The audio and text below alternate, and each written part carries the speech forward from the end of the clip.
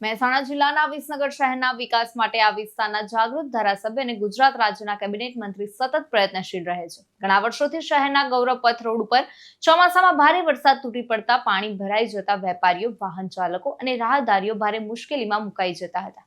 તે પ્રશ્નના કાયમી ઉકેલ માટે નગરપાલિકા દ્વારા વરસાદી પાણીના નિકાલની ચેમ્બરો બનાવવાની કામગીરી શરૂ કરવામાં આવી છે.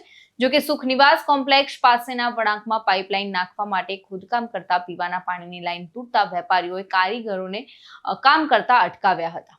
અને આ બાબતે વેપારીઓએ આવેદનપત્ર નગરપાલિકાના એન્જિનિયર શ્રી ડામોને સ્થળ ઉપર બોલાવીને પરિસ્થિતિથી વાકેફ કર્યા હતા કે રેલવે સ્ટેશનથી છેક હીરા બજાર સુધી વરસાદી પાણીના નિકાલની લાઇન સીધી નાખવામાં આવશે તો ભવિષ્યમાં સફાઈ કરવાની જરૂર પડે તો કોઈ તકલીફ ન પડે તો આ વળાંકમાં ખાડા ખોદી નાખવામાં આવે છે તે સીધા કરવામાં આવે. ત્યારે એન્જિનિયર શ્રી ડામોર પણ આ વાત સમજીને તાત્કાલિક અસરથી કામગીરી બંધ કરીને પીવાના પાણીની લાઇન તૂટી હતી તેનું સમારકામ કરાવ્યું હતું. અને આ ખાડા પૂરવાની કામગીરી કરતા વેપારીઓએ પ્રશંસા કરી હતી.